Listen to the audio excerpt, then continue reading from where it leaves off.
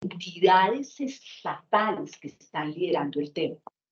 También hablábamos ahora con Luis Papagni, que es uno de nuestros panelistas, cómo la diferencia en un liderazgo a la hora de desarrollar cualquier ejercicio de transformación digital, del uso de los datos en las ciudades inteligentes, va a depender de ese liderazgo y compromiso del gobierno. Así como en la estrategia de datos decíamos que el compromiso de los directivos organizacionales es fundamental, acá el compromiso gubernamental se vuelve un punto crucial.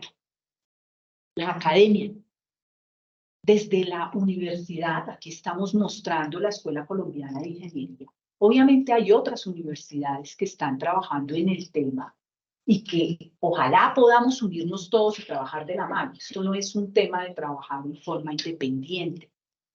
La estrategia, gestión y gobierno de datos en las ciudades inteligentes implica un trabajo colaborativo de todos estos entes estatales, así como de la academia, del sector privado, porque ¿quién va a desarrollar la solución que vamos a implementar? ¿Tiene el gobierno el dinero o el conocimiento o la tecnología para desarrollarlo solo? No. Si uno analiza los diferentes esfuerzos que se han desarrollado, iniciativas en ciudades inteligentes a nivel mundial, se ha dado una participación fundamental del sector privado, las ONGs, y miren de quién tenemos que entender las necesidades, de los ciudadanos.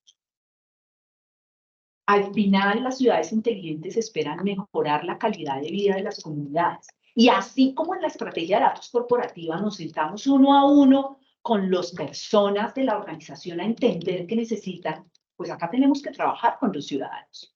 Yo no puedo asumir qué es lo que necesitan, ¿no? En ese pensar en los ciudadanos, lo primero que estamos abordando es entender sus necesidades. Hay unas investigaciones maravillosas que se están haciendo alrededor del tema, como esta investigación que presenta una ontología para la hoja de ruta de obtener el mayor valor del dato desde el conocimiento del ciudadano, o más bien desde la participación ciudadana, que nos permite identificar cuál es la propuesta de valor que queremos darle a partir de los datos de la mano del sector privado, de tal manera que generemos esos servicios que van a llegar al ciudadano. Pero esto no es aleatorio, porque aparte de entender esa estrategia de datos, nosotros en los planes tenemos una serie de retos muy, muy grandes. Por ejemplo, hoy nos acompaña Claudia Santiago, que es la directora de la Maestría de Informática y decana de Ingeniería de Sistemas en la universidad, que es experta en seguridad y privacidad de datos, y participó en el proyecto de ciudades inteligentes con Vicky, en el que estuvo la universidad involucrada.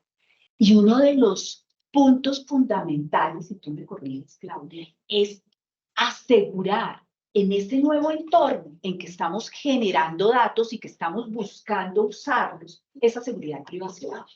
Nosotros queremos, por ejemplo, empezar a tener redes inteligentes que nos estén avisando lo que sucede, por ejemplo, en las utilities, ¿cierto? ¿Qué pasó? Se cayó acá, pero todos esos son datos nuestros.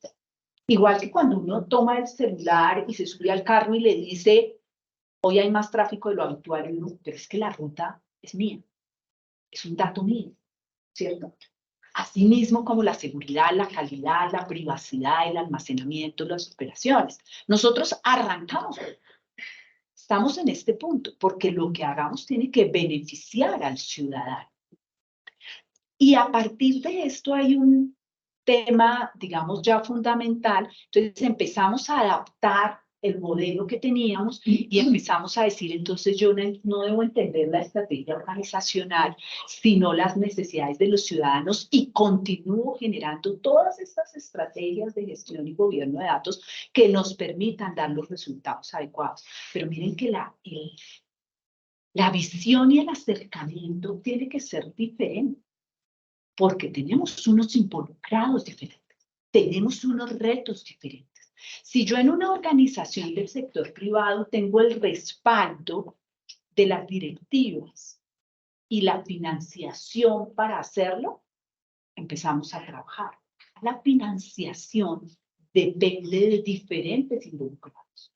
La gestión, el liderazgo para asegurar todo esto. Y ya, digamos que nosotros en este proceso de adaptación del modelo que teníamos, ya tenemos los mecanismos, los instrumentos, digámoslo así, trasladados desde esa visión corporativa, ya validada, aprobada, que sabemos que funciona, con los retos que nos indicaron que era importante mejorar, solucionados para llevarlos a una ciudad inteligente. Pero el reto sigue siendo muy grande. En Colombia, y cuando ya involucramos el tema de competitividad, que es en lo que nosotros queremos enfocarnos, hay una organización que es el Consejo Privado de Competitividad que va generando frecuentemente resultados, o más bien indicadores a partir de datos de cómo está la competitividad en Colombia a nivel de ciudades, a nivel de departamento, a nivel de país. Nuestra idea es, claro, yo sé cómo está el indicador. Ahora, tomemos los datos, diseñemos una estrategia de datos, una estrategia de gestión de datos, una estrategia de gobierno de datos, alineemos las personas, los procesos y la tecnología para lograr que esos indicadores de competitividad puedan irse mejorando en los diferentes territorios inteligentes. Consideramos que el punto de partida de estas estrategias es esa participación ciudadana, que debe ser todo el tiempo. Es una gráfica nada bonita. De hecho, dije la quito y dije, no, porque esa es la realidad. Nosotros esta semana en el simposio hablamos de unos ejes en que uno debería trabajar, o más bien, que las ciudades inteligentes abordan, pues la idea es usar los datos, pero sobre todo entender las necesidades, desde ese momento lograr la participación ciudadana en el diseño de las soluciones, en las pruebas. Se habla de los laboratorios de ciudades, ¿cierto? Inclusive en algunos casos se dice, venga, hacemos laboratorios tipo en las universidades, pero también hay otros sitios que están, digamos, disponibles para hacerlo. No es mío. Y el aseguramiento de la mejora continua, tener en todos estos ejes la participación ciudadana. Y esto implica, hay diferentes herramientas tecnológicas que ya existen, inclusive si ustedes buscan en Bogotá, hay un link que busca que participemos. En general en las ciudades existe algo así, pero necesitamos lograr que se llegue a una propuesta de valor concreta frente a los servicios que se van a ofrecer a los ciudadanos a partir de ese conocimiento. Hay otra investigación muy interesante que plantea un canvas para ciudades inteligentes. ¿Y qué me gustó de ese canvas? Que incluye los datos como recursos claves. Que no, cuando se habla de recursos claves y uno hace un canvas, casi todo el mundo habla de muchas cosas, pero no habla de los datos. Y precisamente nosotros lo que estamos diciendo es que el dato es nuestro principal activo. En las ciudades inteligentes, pues imagínense, se diga todo lo que podemos hacer para dar resultado a esos beneficiarios a través de esa propuesta de valor. Esto lo hemos venido desarrollando, hemos tomado este canvas, lo hemos ido apropiando. Ahora, ¿qué sigue? Nuestro caso de uso es Colombia. En un artículo que publicamos hace poco con Vicky en la revista de la universidad, hablábamos de Colombia en cifras. Queremos poder tomar nuestro modelo y así como validamos el modelo corporativo, validar nuestro modelo en un territorio inteligente, inicialmente pues en Colombia, para que podamos ayudar a la competitividad de los territorios inteligentes. ¿Qué necesitamos? Aliados estratégicos en todos los ámbitos, gubernamentales, académicos y gubernamentales, no solo Colombia, gubernamentales Latinoamérica, academia. Estamos trabajando desde la Escuela Colombiana de Ingeniería, como les digo, con la guía, en este caso, de Elsa Esteves, representante, pues llamémoslo así, a la Universidad de La Plata y a la Universidad Autónoma del Sur, pero necesitamos hacer redes de apoyo más grandes de los mismos ciudadanos ya del sector o del territorio seleccionado, del sector privado y de las ONGs, porque creemos que a partir de un modelo que ya ha sido validado, podemos lograr trabajar en esos. Al final la competitividad no es otra cosa que la medición de una serie de indicadores, ¿cierto?, que permite saber si una ciudad es más atractiva o no. Obviamente la definición de competitividad la acabo de reducir de una manera demasiado simplista que no es válida, pero lo que quiero decir es que la competitividad la vamos midiendo desde datos, la promovemos desde datos, le hacemos seguimiento desde datos. Y por eso queremos nosotros continuar en este ejercicio y los invitamos a sumarse a nuestra investigación. Muchísimas gracias. Si tienen alguna pregunta, algún comentario, los escuchamos. Bueno. Ayer en la conferencia virtual escuché a un conferencista del Valle del Cauca hablando sobre la dificultad en los servicios de salud y los problemas de movilidad para utilizar los servicios de salud.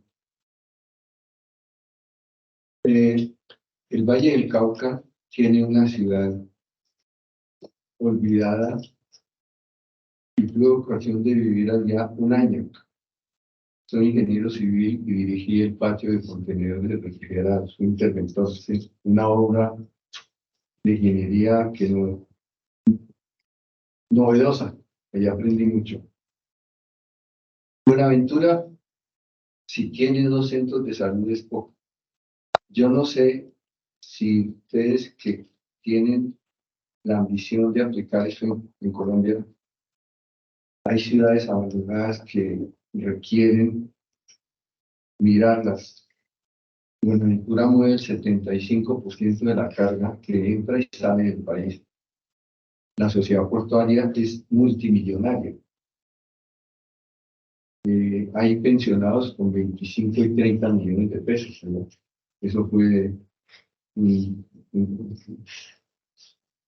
y son socios de la sociedad portuaria y los mayores accionistas, que eran braceros del puerto. Hay mucho dinero, pero no se irriga en la ciudad. Yo no sé si esto pudiera aplicarse a esas ciudades abandonadas, que seguramente, por supuesto que datos no tienen, porque es que allá, en esa zona que es olvidada del Valle del Cauca, y que queda muy aislada, el aeropuerto no es que sea el mejor, hay que llegar a Cali y transportarse por tierra. Pero yo sí quisiera que la academia mirara más a las ciudades abandonadas, porque es que ya están totalmente abandonadas ahora con ese problema de violencia y casas de pique y la violencia brutal que existe allá. Eso es una bomba de tiempo, porque las pandillas se han armado ya, y el clan del Golfo ha armado a los muchachos. Entonces, no sé si esto se puede aplicar, por lo menos una mirada hacia ver qué se puede hacer en esa ciudad, que tiene mucho dinero, pero que no se irriga dentro de la ciudad. Gracias. No, me parece muy oportuno el comentario. Nosotros ahí me coloco completamente el gorro solo escuela. Desde la universidad se busca que la investigación realmente sea una investigación que genere un valor a la sociedad, en este caso a la sociedad colombiana. El identificar el territorio para probar el modelo. Es un ejercicio que estamos haciendo en este momento y ahí digamos que lo importante en esa primera parte de validación es lograr ese respaldo gubernamental y esos aliados estratégicos. Después tendremos que entrar a abordar a cuáles territorios nos acercamos, porque hay que entender también que tenemos que lograr un liderazgo adecuado en esos sectores, un acompañamiento. Y el pensar que no hay datos en algún momento, yo lo pensaría un poco, porque en realidad uno cree que no hay datos, pero por más que sea, se están generando datos en todos los sitios. Uno va al sector más apartado y las personas tienen un celular. Como decía antes, todo el mundo ya tiene lo que antes llamábamos el smartphone. Todo el mundo. Hasta las personas de menos recursos. Ya los otros ni se venden. Y esos celulares ya generan datos. Esos celulares ya pueden ser sensores. Hace poco estábamos en un curso con la Universidad de La Plata acerca de las aplicaciones inteligentes y parte de lo que abordábamos era cómo con los celulares yo puedo empezar a trabajar. No quiere decir que sea lo único. Sabemos que no es así, pero podemos empezar. Lo importante es que logremos iniciar, así como hicimos la validación del modelo corporativo, hacer la validación del modelo en los territorios inteligentes, hacer ese seguimiento de competitividad y luego empezar a llevarlo a los diferentes sectores. Precisamente lo que queremos es tener una propuesta de valor para las comunidades. Y yo creo que si nos unimos en este caso, como les digo, yo tengo la fortuna de tener sector privado y academia al tiempo, pero si nos unimos todos los sectores y empezamos a trabajar y a pensar cómo obtenemos el mayor valor de los datos para aportar en la calidad de vida de las comunidades, vamos a lograr buenos resultados. Entonces, vamos a tenerlo en cuenta.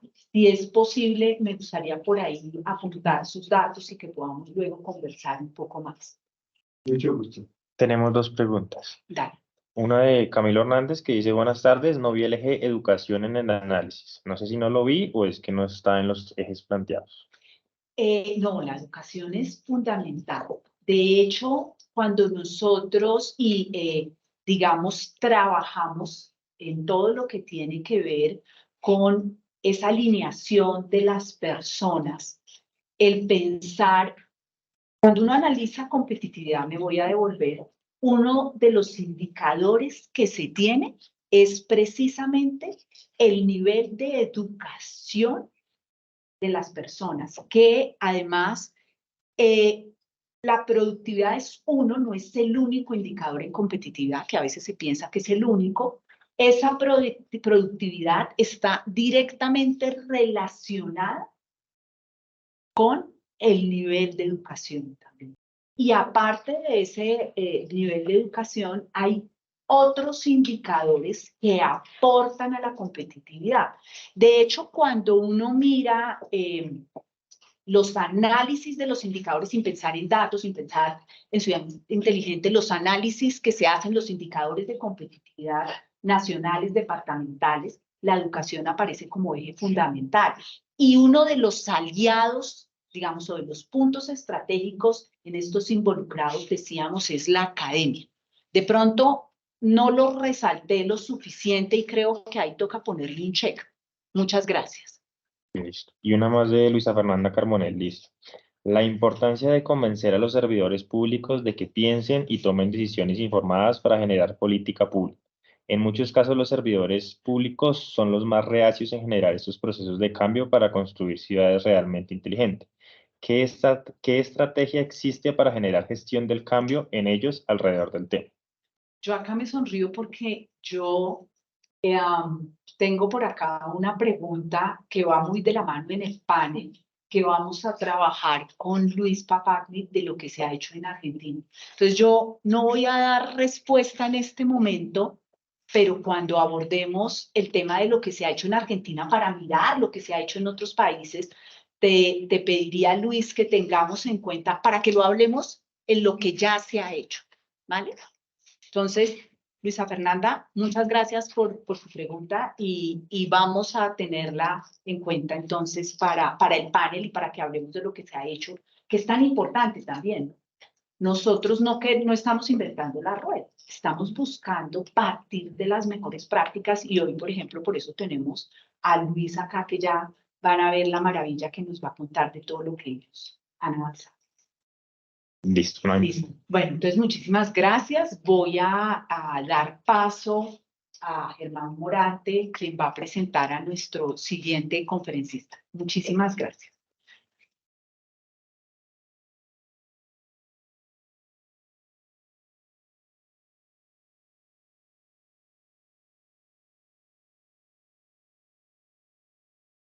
Hola, buenas tardes a todos. Muchas gracias a los que nos acompañan presencialmente y a los que se conectan a través de Teams. Tengo el agrado de presentar la próxima conferencia, Desarrollo Económico del Agro con IoT. El martes estuvimos hablando de agricultura y datos. Esta conferencia conecta con eso, porque es la forma más lógica de obtener datos con el tema de IoT. Nos acompaña para ello Juan Carlos Vita. Juan Carlos Vita es ingeniero electrónico y telecomunicaciones, con más de 30 años pues, en diferentes temas de tecnología.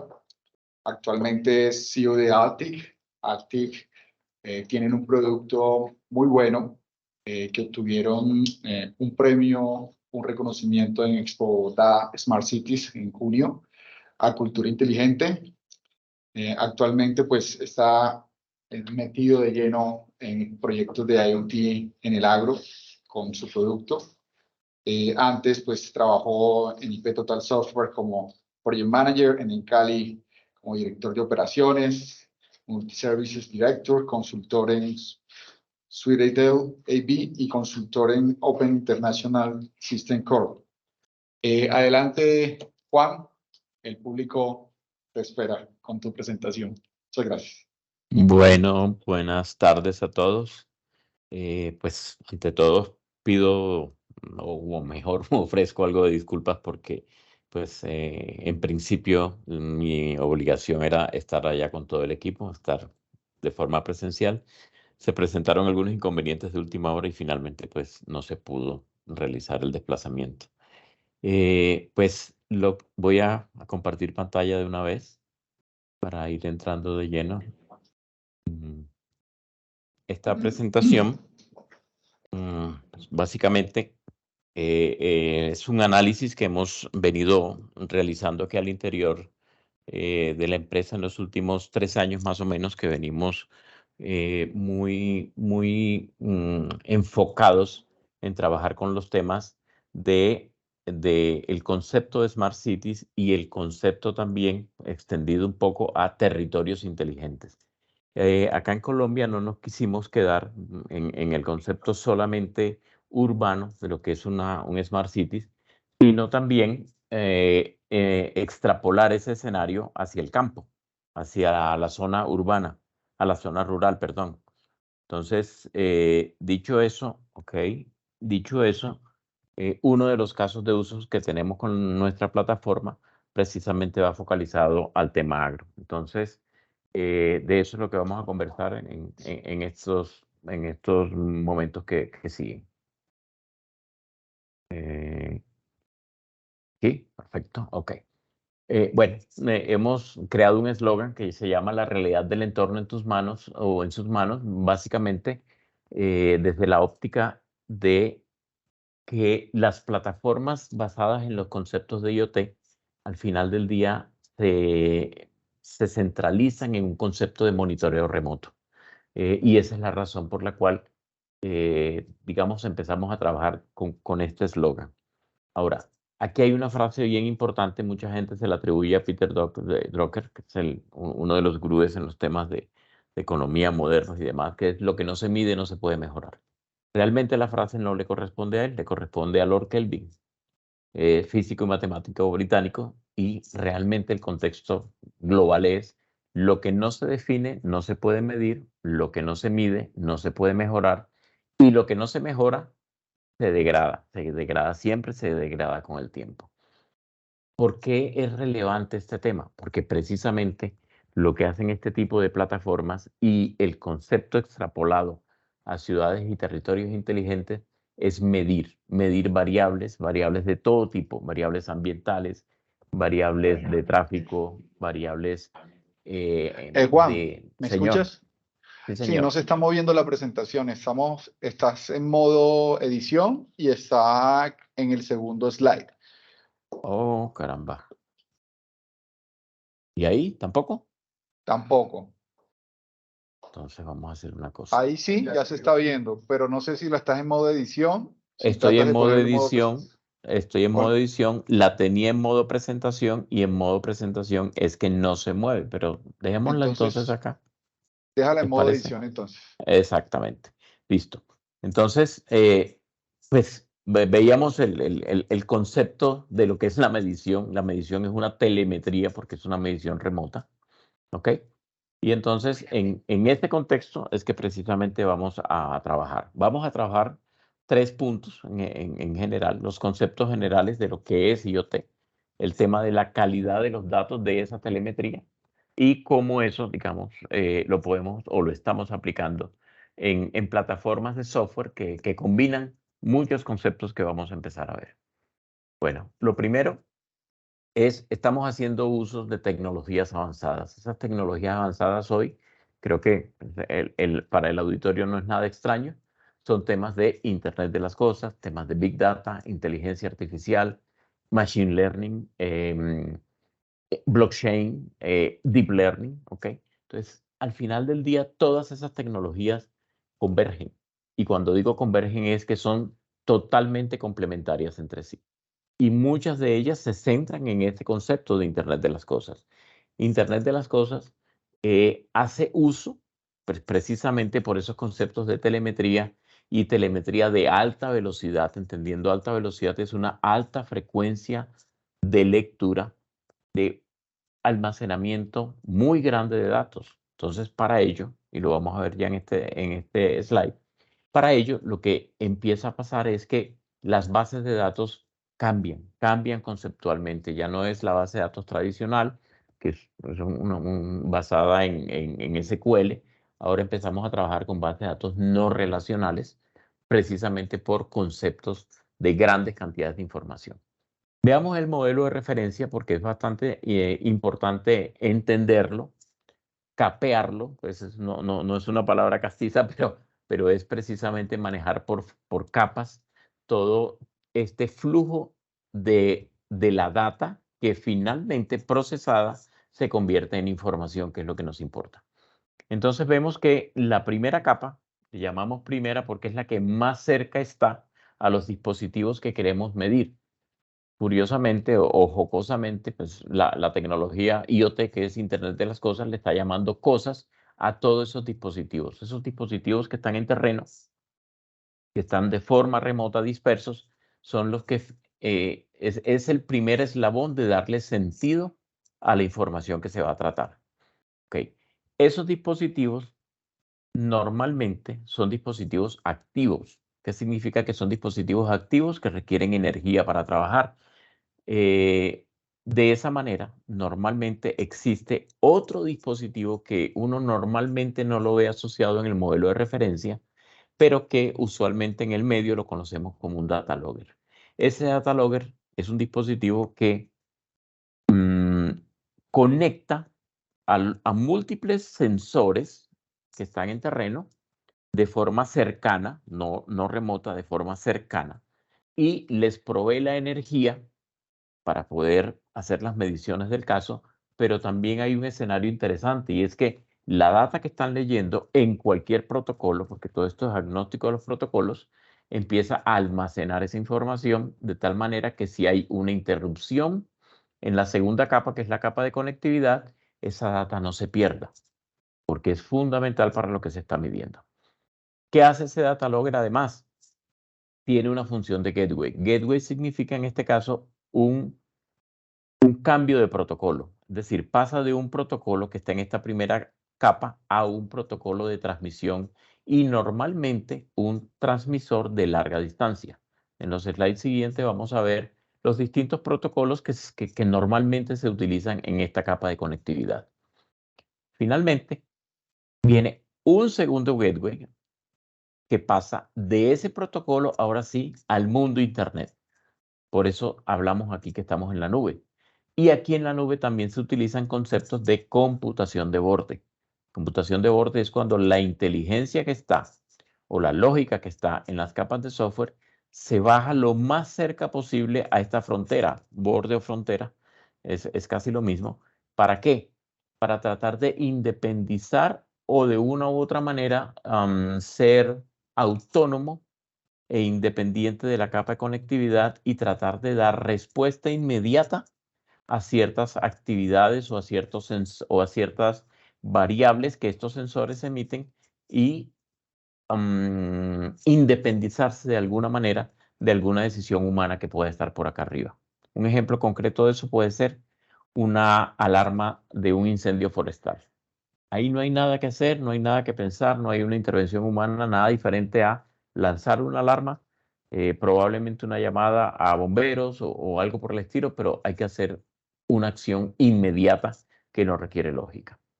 Entonces, estando en esta tercera capa, ya uno está en el mundo Ethernet o el mundo de Internet.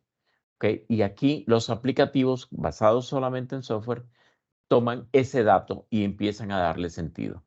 Cuando le empiezan a dar sentido, lo primero que hacen es entender la estructura de ese dato, como fue transmitido y transportado por los protocolos. Viene, lo almacena. Normalmente es una práctica común almacenar, eso se llama el raw data, o sea, la data pura tal y como viene del sensor, y guardarla. ¿Por qué? Porque probablemente hoy, 2023, hay información que ese sensor está mandando, pero que todavía no le vamos a dar uso. Le vamos a dar uso probablemente a futuro o probablemente nunca. Hay mucha información, creo que ahorita estaba escuchando en la presentación anterior, que dentro de tanta información, por ejemplo, que arroja una radiobase o un celular, que creo que el ejemplo era de celular, ahí se está midiendo productividad, pero ahí se miden muchas cosas. Así nosotros tengamos un celular sin operación, o sea, sin una llamada en entrante, nada, el celular nativamente está midiendo muchas variables del entorno y transmitiéndolas a la radiobase a su vez a la central de conmutación, al HLR de ellos y demás, y mucha de esa información que va en el CDR no se usa o muy poca gente la usa, pero para eventos de testing, para eventos de optimización de la red, ahí se empieza a usar. Entonces, por eso esa raw data se almacena. Y ya hay una información relevante que es la que empieza a ser analizada.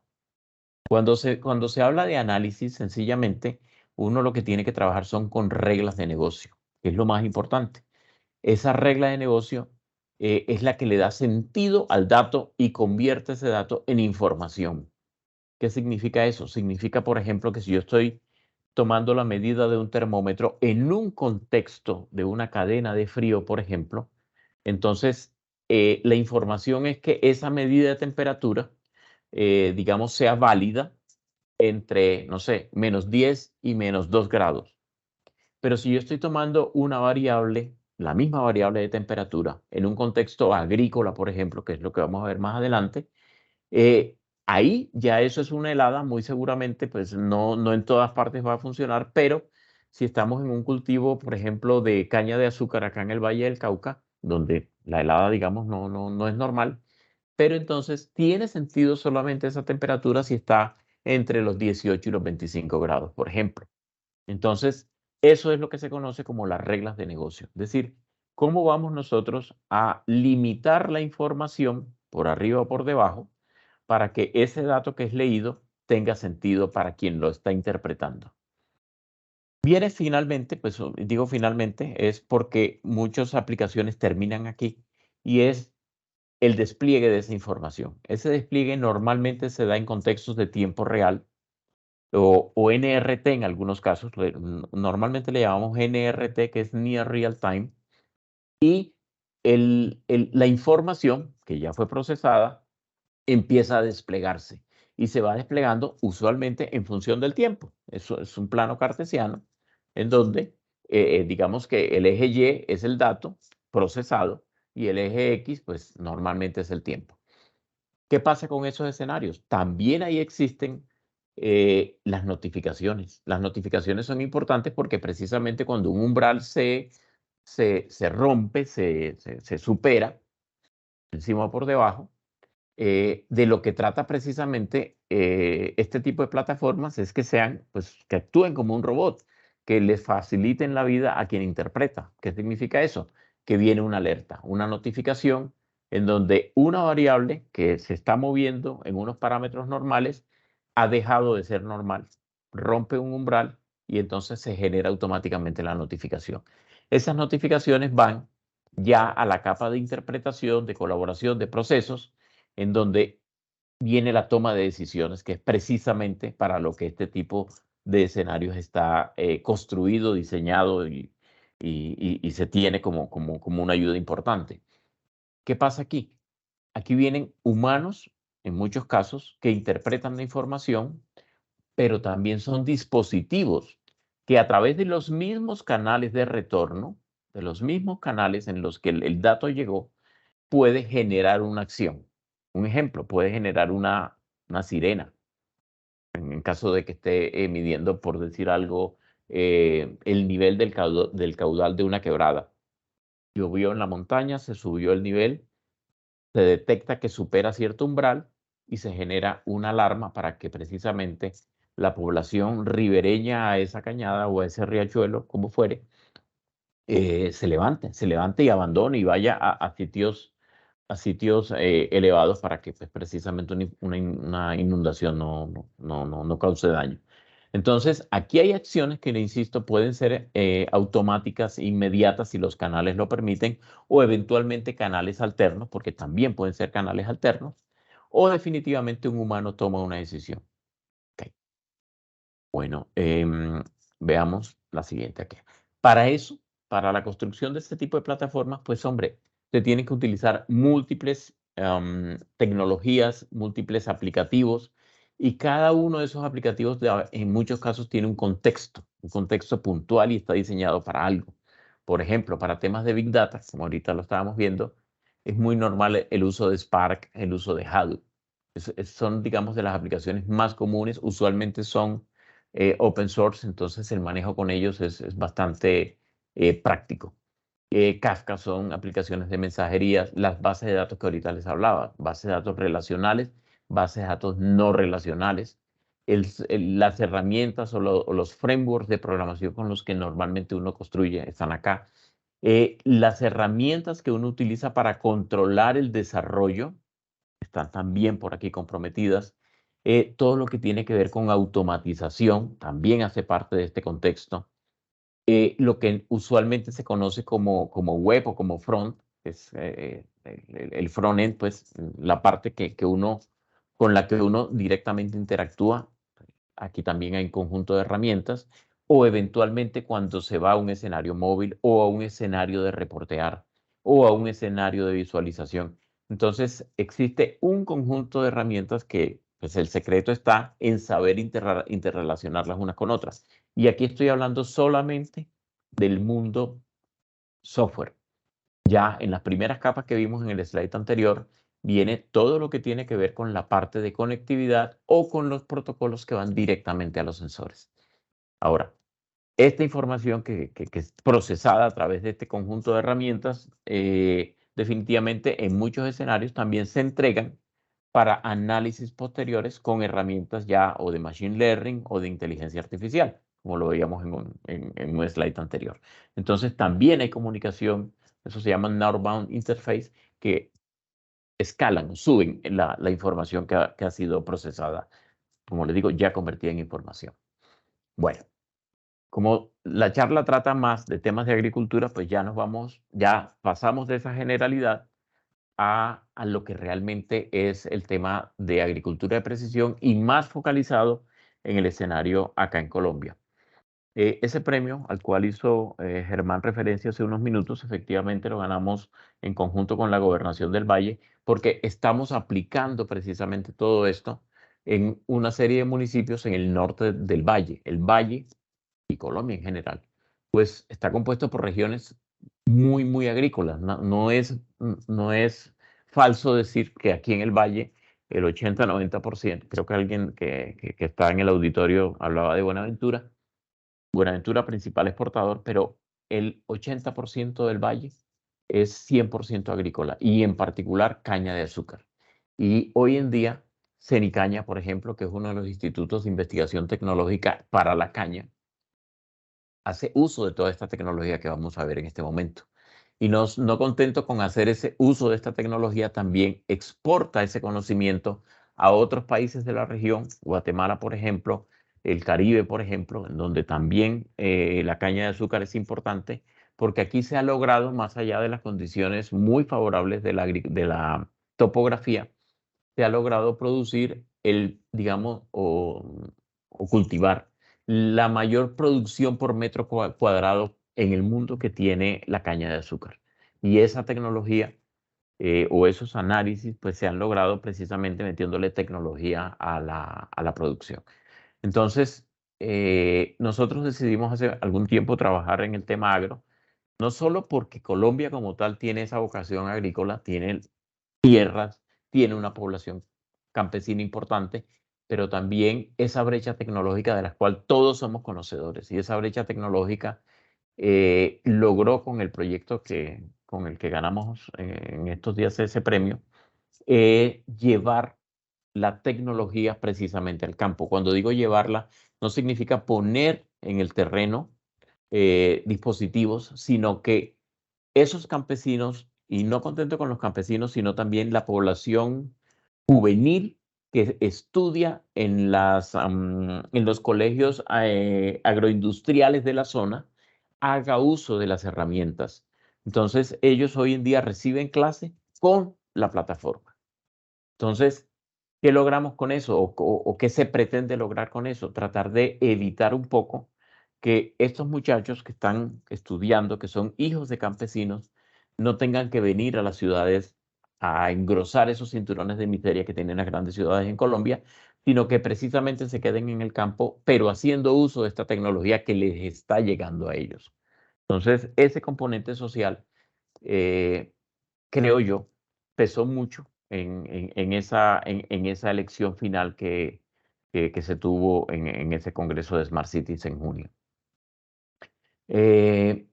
Todo eso, pues aquí se resume, pues, ¿qué pretende todo ese ecosistema? Pues básicamente maximizar el beneficio a esa población agrícola y no solo a esa población, sino todo ese entorno familiar que rodea a ese campesino, sus hijos, su esposa, que hemos notado aquí en el suroccidente y en particular en el norte del Cauca.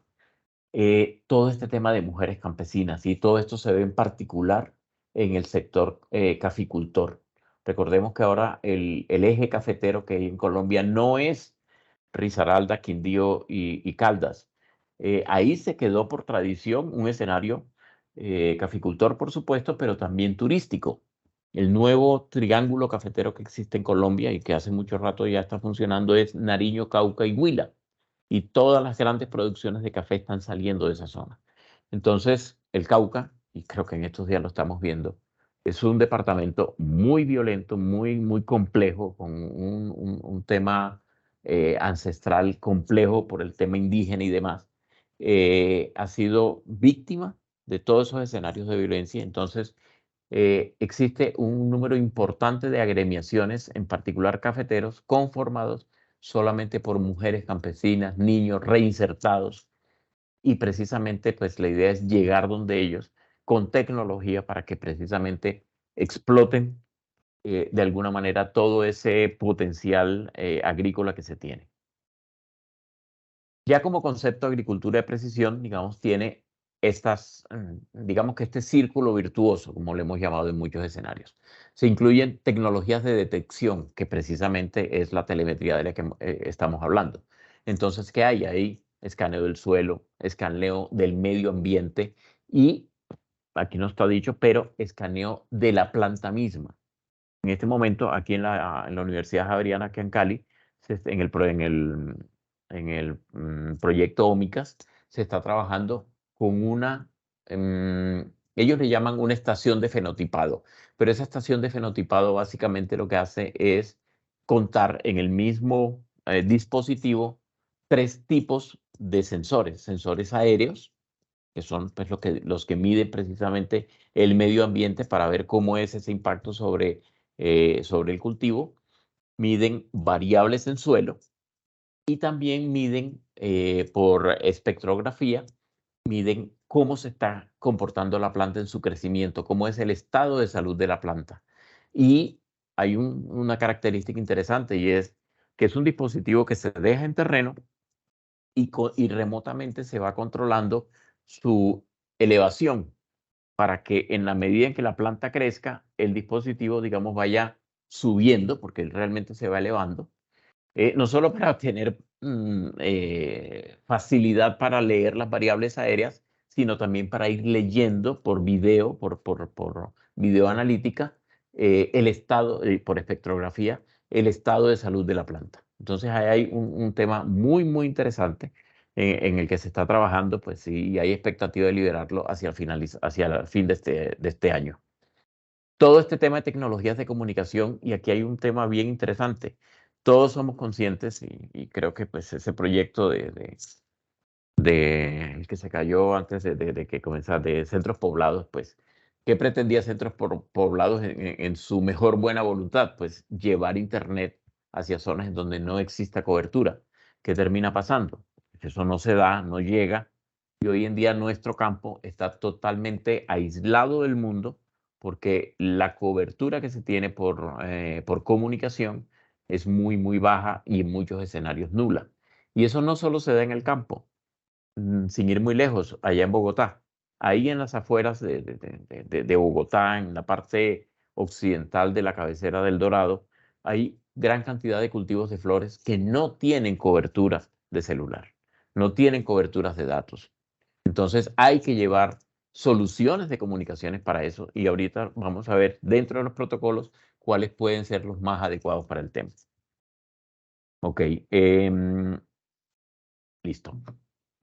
Otros son temas de posicionamiento, pues este realmente se usa poco, pero es interesante en todos los que son sistemas hardware y software y precisamente ya lo que nos interesa, toda la parte de analítica de datos.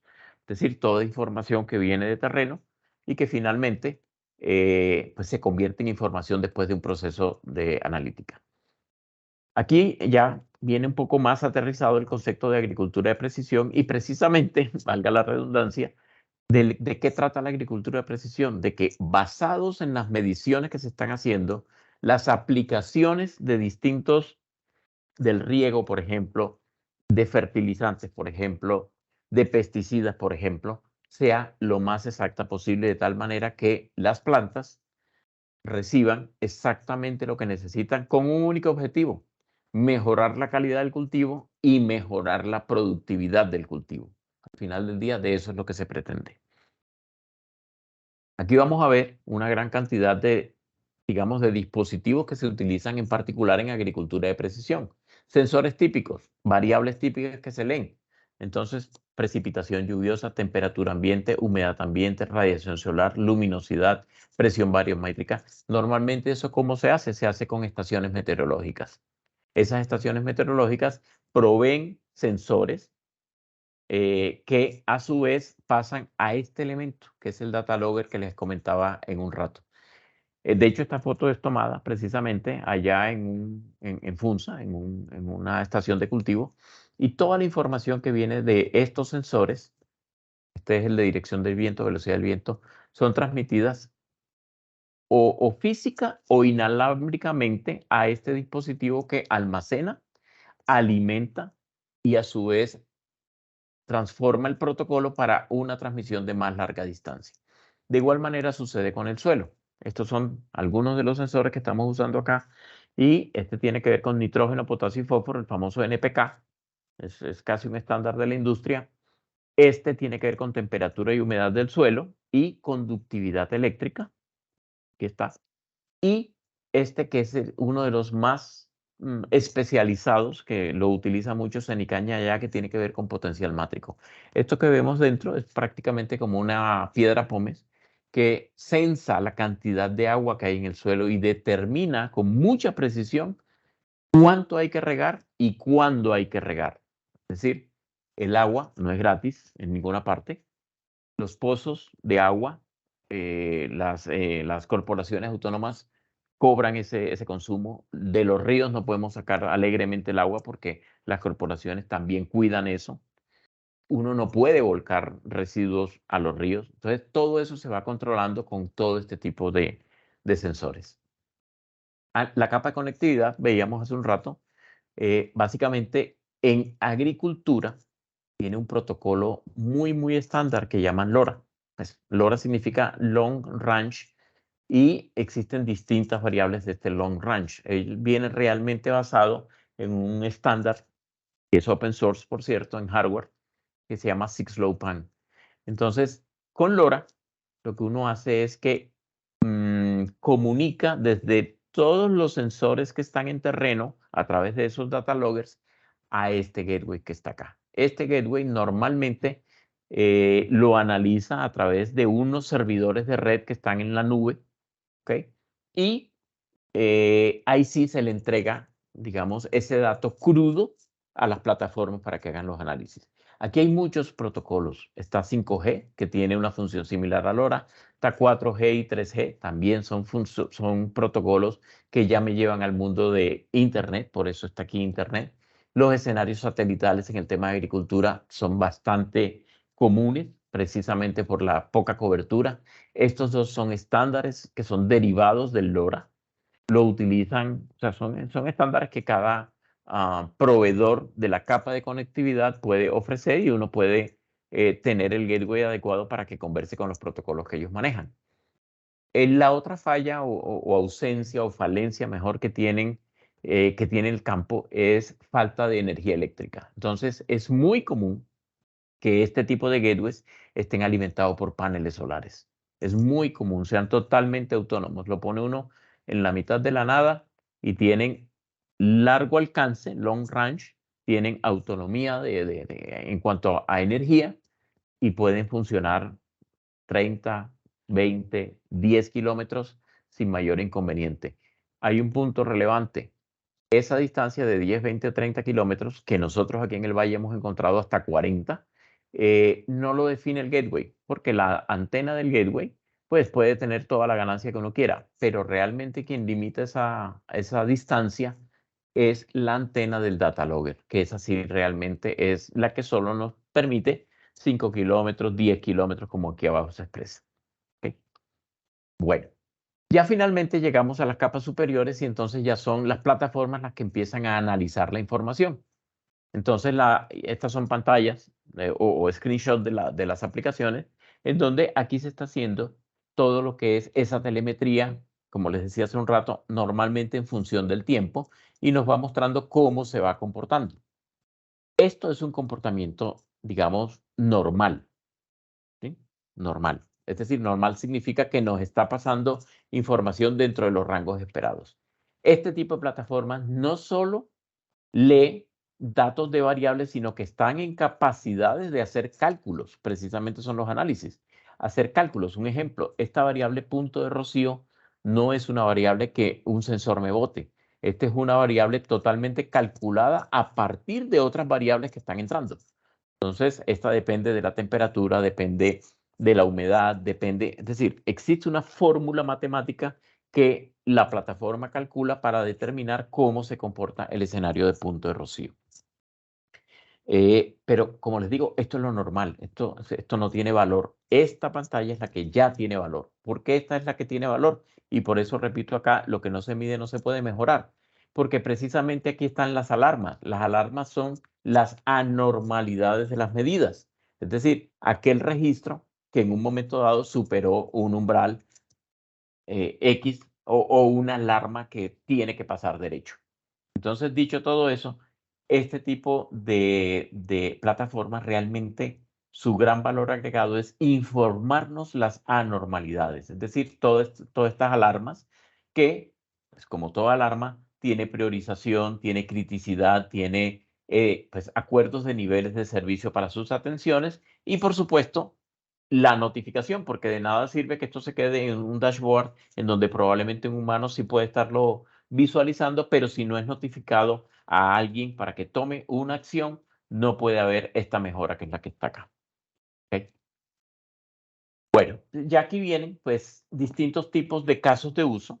Pues digamos en aras del tiempo no profundicemos en esto, pero con esto ¿qué podemos hacer? Hombre, tener casos de uso para controlar el riego, para controlar la fertilización, para controlar la aplicación de pesticidas, para mejorar la bioquímica del suelo. Este es supremamente importante, pero este tiene un tema interesante, que lo podemos administrar, lo podemos manejar porque pues podemos mejorar el suelo echando que el triple 15 y bueno, todo ese tipo de químicos para mejorar, pero también por otras formas, con los temas de compostaje. Es decir, hay muchas maneras de manejar esto y estos son resultados de mediano y largo plazo. Esto no es del corto plazo.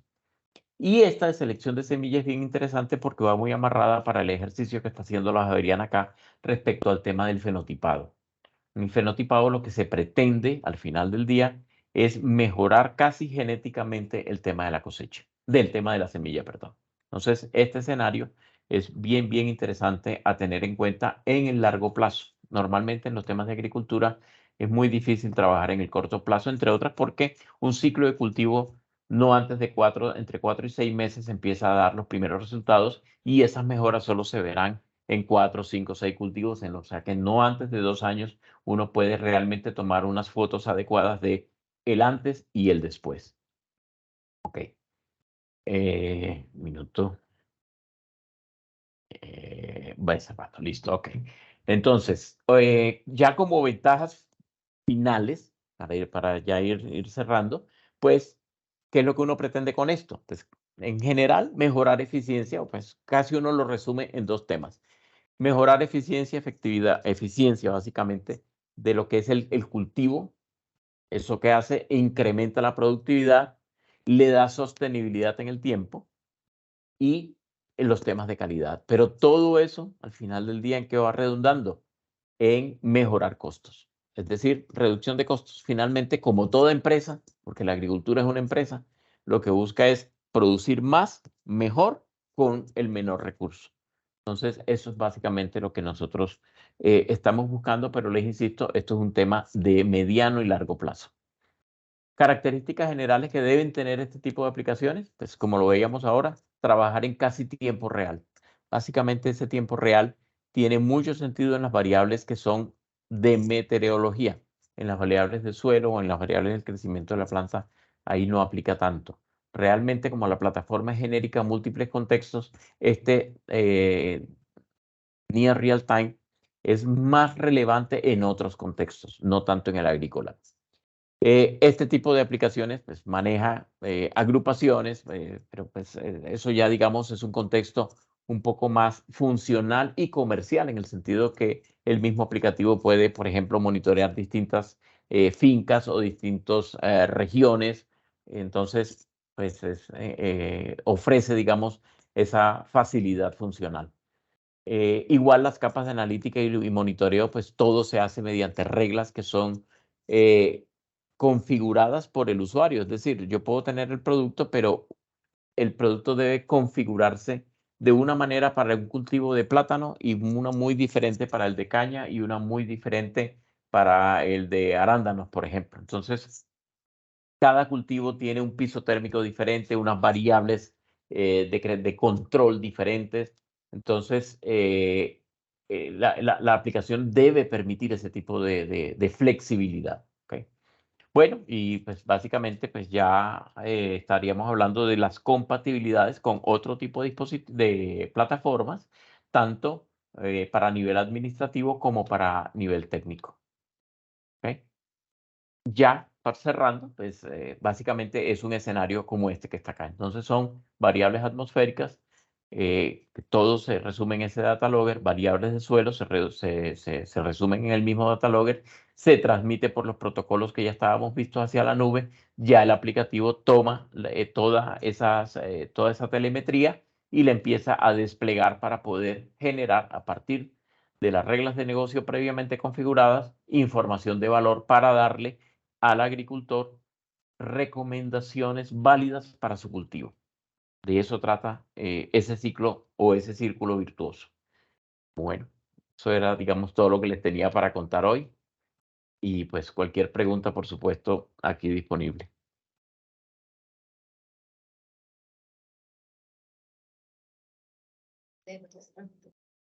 De momento no hay preguntas ¿No? en el ¿No chat. eran preguntas esas? Bueno, muchísimas gracias, muy amable por tu intervención.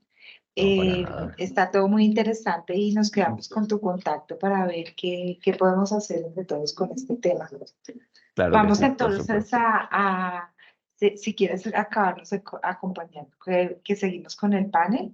Sí, entonces ya Entonces, bueno, detengo la presentación y ok, muy ya el amable. moderador toma el control. Ya, bueno, yo le pongo- Gracias a todos. entonces, pues si quieren, Gracias, Juan. a los que vamos a... Muchas gracias, Juan, muy amable. No, a ustedes, por ¿Será supuesto, a que ustedes. Luis Alberto y Marco nos comparten sus cámaras, por favor? Y si quieren, ustedes pasen. Yo voy a correr mi silla para que los para no darles para la pasar. Ah, bueno, listo. Entonces,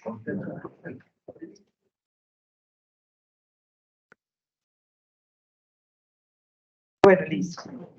Entonces, Marco, muchas gracias. Nos faltaría Luis. Por ahora voy a presentar a es ingeniero de sistemas de información con especialización en derecho informático, con 25 años de experiencia profesional en varias funciones tecnológicas, tanto en el ámbito público como privado. La experiencia en el sector público lo ha orientado a funciones y roles estratégicos para facilitar la incorporación de la tecnología a las administraciones gubernamentales y mejorar sustancialmente la entrega de servicios al ciudadano. A lo largo de su carrera se ha desempeñado en la provincia de Buenos Aires como director de servicios informáticos del Ministerio de Desarrollo Social, director provincial de Sistemas de Información y Tecnologías, director de Tecnologías de la Información del organismo provincial en el desarrollo sostenible y gerente de producción y soporte tecnológico en la Junta de Recaudación. Su último cargo fue el de subsecretario de Innovación Administrativa de la Secretaría de Innovación Pública de la Jefatura del Gabinete de Ministros de Argentina. Actualmente se desempeña como agregado de Tecnología e Industrias Digitales de la Embajada Argentina en Colombia. Es socio fundador de Ateneo de Comunicaciones y Tecnología de la Información de Buenos Aires, activa, editor y autor de publicaciones tales como GovTech en Iberoamérica y Transformación Pública y Digital en Latinoamérica. Muchas gracias por acompañarnos. Muchísimas gracias. Él llegó súper temprano. Así hubiéramos estado en la mitad del temblor. Entonces te agradecemos mucho tu presencia. Voy a seguir con los invitados más lejanos. Luis Pinzón, que se me perdió. Luis Alberto es ingeniero civil, magíster en ingeniería de transporte con experiencia en gerencia y en planeación de transporte público, incluyendo el proyecto piloto del bus eléctrico, profesional competente y líder con amplia experiencia como director de estudios y de ingeniería, experiencia en coordinación de proyectos en México, Perú, Chile, Colombia y el Departamento de Planeación de Transporte, desarrollando los análisis de demanda que contribuyeron a la estructura financiera del proyecto y diseño operacional para la optimización de las fuentes de los sistemas. Entonces voy a seguir presentando a Marco. Marco, siempre también digo mal Marco Vinicio, siempre me equivoco, Marco. Con Marco siempre me equivoco. Marco está muy adelante. Entonces, Marco se ha desempeñado como gerente de consultoría CIO, CNO y consultor experto con más de 42 años de experiencia en Colombia, México, Perú, Ecuador, Panamá y República Dominicana. Su experiencia abarca diversas áreas como gerencia estratégica, organizaciones inteligentes, gobierno y gestión de ideas, proyectos, programas, portafolios y PMO, gobierno y gestión de datos e inteligencia analítica. Además, cuenta con experiencia en multisectorial del gobierno, financiero, seguros corporativos, manufacturero, alimentos y bebidas, comercio energético, petróleo y gas, portuario, educativo, tecnologías de información, telecomunicaciones y seguridad. Y voy a presentar a Luis Javier, que es más de confianza, que es emprendedor y cofundador de empresas de tecnología como Citiscan y tienes una hoja de vida supremamente larga, entonces va a hacer un resumen. Es ingeniero de sistemas e ingeniero mecánico de la Universidad de los Andes, con especialización en dirección corporativa y desarrollo empresarial del INALTE, y reciente actualización en Internet de las Cosas, analítica Big Data, inteligencia artificial y realidad aumentada. Y en la actualidad continúa aportando como ingeniero de sistemas, como presidente de la Junta Directiva de la Asociación Colombiana de Ingenieros de Sistemas y asesor de la Junta Directiva de ACH, miembro de la Comisión de Economía Digital de la Cámara Internacional de Comercio, miembro del Comité Ejecutivo de Cluster de Software y Tecnología de Información de la Cámara de Comercio de Bogotá y Colombia y miembro del capítulo de Bogotá de Singularity University, además de ser cofundador de la Federación Colombiana de Industrias de Software de Airsoft. Bueno, muchas gracias a todos por acompañarnos. Y entonces voy a dejar a Fabiola que va a hacernos un panel super flash de cierre de la gestión de datos. Bueno, muchas gracias, Vicky. Muchas gracias a nuestros invitados por acompañarnos, a los presenciales y a los remotos, a los presenciales, de esa paciencia. Voy a hacer un cambio, habíamos definido un orden, pero yo voy a hacer trampa, porque a partir de la pregunta que se hizo en mi conferencia, creo que sería muy oportuno arrancar hablando contigo. Esta mañana tuvimos a Alejandro, un compatriota tuyo, hablándonos sobre ciudades inteligentes en Argentina. Pero a mí me gustaría hablar un poco más desde el punto de vista de gestión de datos. ¿Cómo se manifiesta la gestión de datos en un país federal como Argentina? Bueno, primero, antes que nada, muchas gracias por la invitación. La verdad que es un honor poder estar acá compartiendo con ustedes algunas de las experiencias que llevamos adelante en Argentina. Justamente te estaba escuchando y a partir de la pregunta, ¿no? Estaba escuchando la charla que estuviste dando al principio y me gustaría primero hacer un pequeño reconto de cómo llegamos a la situación de hoy, sobre todo en Argentina, cómo la fuimos viendo el tema de transformación digital y todo el impacto del uso de datos, ¿no? Digo, si nos empezamos a hacer un poquito de historia sobre cómo fue el movimiento de los gobiernos con el uso de la tecnología, capaz que nos tengamos que remontar a la época, a la década del 90 o por ahí, ¿no? Al primer uso de Internet, sobre todo en las cuestiones gubernamentales, cuestiones que los gobiernos empezaban a utilizar Internet, y esto lo leímos en la historia, no porque lo hayamos vivido personalmente, pero bueno, cuando los gobiernos empiezan a usar Internet para su gestión, lo que primero que empezamos a ver es ese gobierno electrónico que denominamos, ¿no? En la época, en esos años 90. Era un gobierno electrónico donde la comunicación era unidireccional, desde los gobiernos o del Estado hacia la comunidad, es decir, los datos que informaba el Estado a la comunidad, ¿no? Pero la comunidad no recibía, no podía interactuar con el Estado. Obviamente que las plataformas se fueron modificando, se fueron perfeccionando, cada vez tuvimos mayor cantidad de formas de diseñar esas plataformas que los estados tenían, y empezamos a tener una interacción, ¿no? Con formularios, con mails, con canales de consulta y demás, y empezamos a pasar del gobierno electrónico a lo que se llama, o se conoce como gobierno digital, ¿no? Ya ahí los datos o la comunicación era bidireccional, ¿no? El Estado se comunicaba con la gente podía comunicarse con el Estado ofreciendo esos datos. A partir de ese momento, ya los gobiernos empiezan a tener información, en realidad empiezan a tener datos que convierten en información, ¿no? Porque hagamos esa diferenciación, ¿no? El dato por sí solo no dice nada, cuando lo empiezas a combinar, empieza a tener información. Y los gobiernos empezamos a trabajar en esa instancia, y que por ahí ya es la actualidad de los gobiernos, en un gobierno inteligente, ¿no? Pasábamos del electrónico al digital, del digital al inteligente. ¿Y por qué inteligente? Porque empezamos a explotar justamente esos datos para convertirlos en información. Empezamos a desarrollar políticas públicas con la información que el mismo ciudadano nos brindaba, ¿no?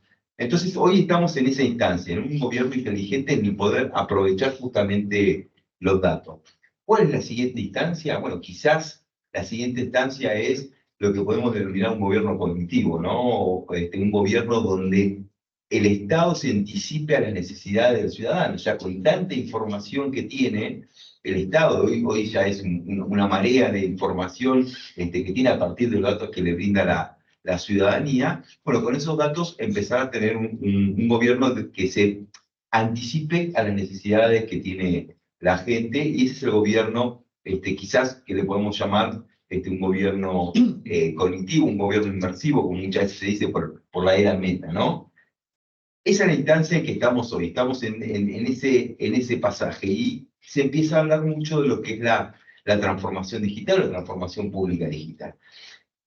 Obviamente que esta transformación digital, que ahora es el gran nombre que todos le estamos poniendo, muy marketinero, ¿no? Todos estamos trabajando en transformación digital, pero esa transformación digital en realidad viene de la época del gobierno electrónico, ¿no? Lo que pasa es que ahora se ha visto acelerada, obviamente, que por la pandemia, que ayudó, digo, trajo muchas cosas malas, pero trajo alguna cosa buena, que fue profundizar ese cambio cultural que necesitaba por ahí los estados para terminar de evolucionar o continuar evolucionando quizás más rápidamente. En Argentina lo que nos pasó, y ahí voy a tu pregunta puntualmente, es que estuvimos trabajando mucho en la pandemia, no con las necesidades que tenían los municipios. Los municipios, las alcaldías, como se le denomina acá, o las provincias en Argentina. Se notó en ese momento la necesidad que tenían esos estados, esos pequeños estados, como es un país federal y autónomo, cada uno de los municipios es autónomo, tenían necesidades puntuales de empezar a desarrollar su transformación digital. Una transformación digital que venía demandada por la ciudadanía, en realidad, ¿no? Una transformación digital que estaba pendiente, porque como muy bien lo decías al principio, ¿no? Hoy todos, la gran mayoría tiene celulares, y sus celulares les genera una mayor comunicación con el Estado. Y esa era una demanda que tenían pendientes los estados para poder trabajar y para poder brindarle mayores y mejores servicios a la ciudadanía. La pandemia trajo esto, cada uno en su casa, el Estado necesitaba tener esa interacción siempre con la gente.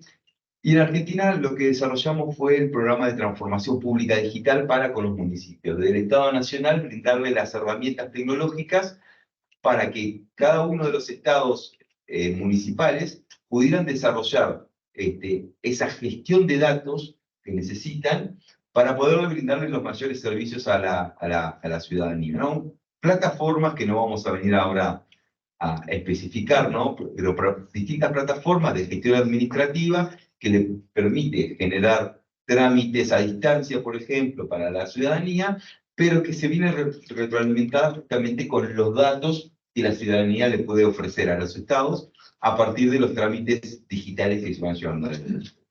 ¿Cómo se logra esto? Bueno, con la implementación de plataformas. ¿Qué ganancias tiene o qué beneficio? Por un lado, para el ciudadano, con el eje en el ciudadano, tener ese acercamiento al Estado de manera digital, y al Estado justamente nutrirse de información que le brinda el ciudadano.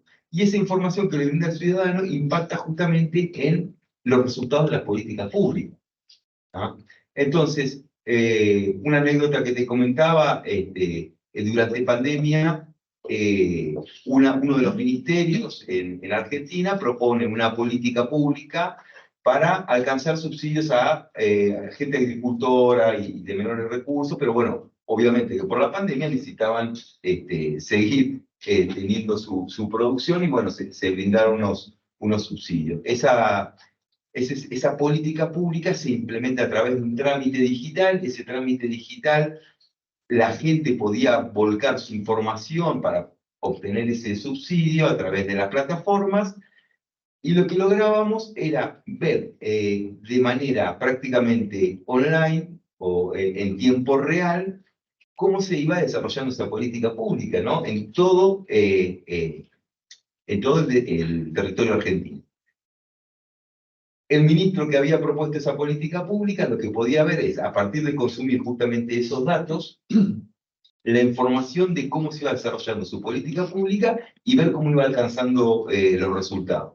¿Qué vio inmediatamente a los días de poder publicar esa política pública o ese trámite o ese servicio a la ciudadanía? Pudo ver el desarrollo de su política que no abarcaba justamente todo el territorio nacional o no justamente los lugares donde él quería o donde se quería más asistir a la gente, que era el norte de Argentina. Norte de Argentina, que hay una gran cantidad de agricultores que no llegaban a obtener ese subsidio que se les estaba ofreciendo. Ahora, lo estaba viendo en tiempo real. Automáticamente pudo, desde el ministerio, se pudo rever esa política pública y con los datos que tenía, modificar la política pública para mejorar la comunicación en el norte de Argentina y ahí y tuviera impacto real que tenía esa política pública. ¿Esto a qué voy? Que justamente con plataformas que están hoy disponibilizadas de manera federal en Argentina, se puede lograr que esa capacidad que tiene el poder de los datos, justamente convertir esa información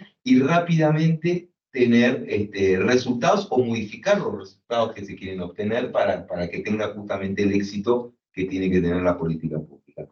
Esto es simplemente un ejemplo de cómo a las autoridades, como hacía la pregunta Luisa Fernanda, cómo se las puede convencer a la autoridad de ir por ese camino, ¿no? Digo, hoy la obtención de los datos no tenemos que esperar a tener un montón de papeles para poder ver cómo fue el impacto de la política pública, sino que se puede hacer prácticamente de manera en tiempo real. Esos son los pequeños beneficios que tiene y eso es lo que tiene que ver hoy justamente un agente público o un funcionario público para querer apropiarse de este tipo de tecnología o este tipo de transformación que le dan resultados a partir de la obtención de los datos.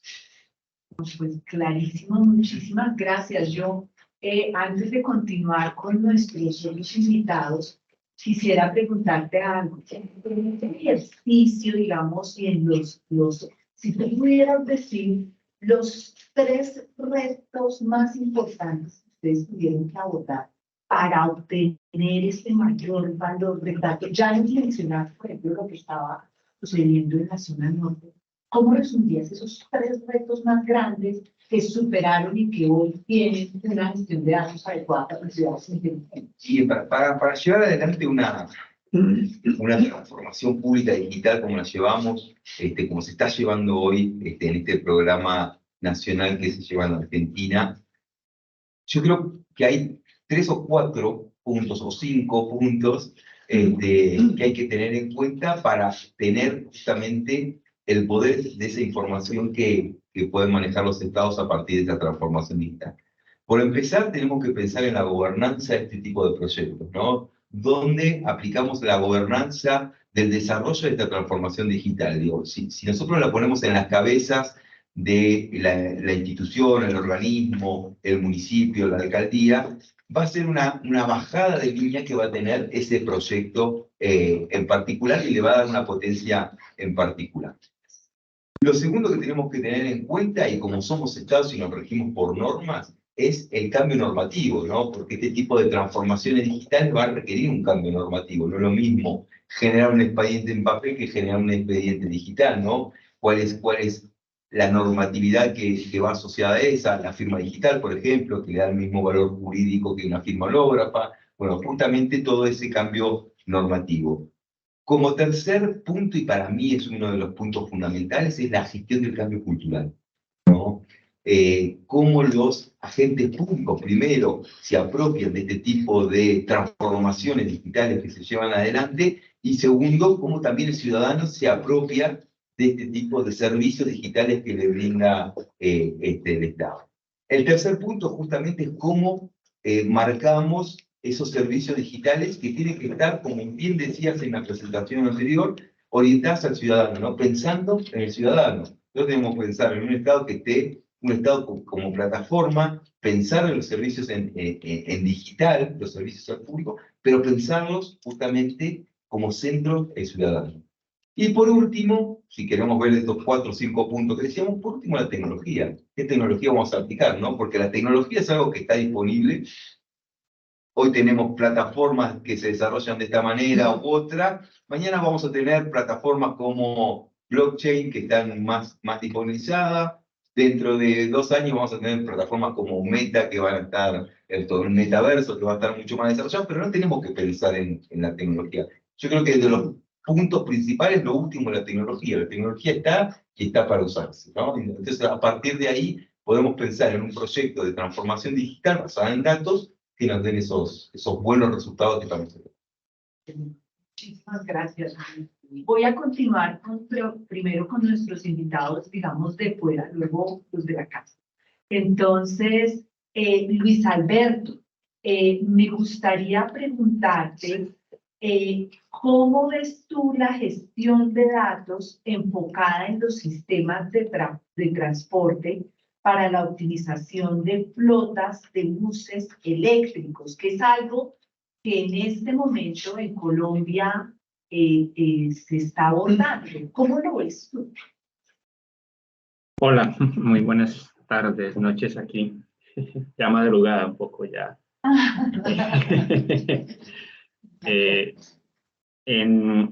Bueno, Bogotá es líder. Déjenme decirle que Bogotá en el tema de movilidad eléctrica y de todo este tema de recambio de flota de buses es líder. Si no estoy mal, creo que es la ciudad con la mayor flota fuera de China en vehículos eléctricos. Después está Santiago de Chile. Y aquí en Inglaterra, en Londres, estamos en ese proceso también. Se está trabajando, digamos, en todo ese recambio de lo que hay que hacer. Y algo, digamos, supremamente importante en todo este tema es que ese ecosistema, digamos, esa solicitud o esa necesidad de ir a comprar buses cambia totalmente, cambia radicalmente.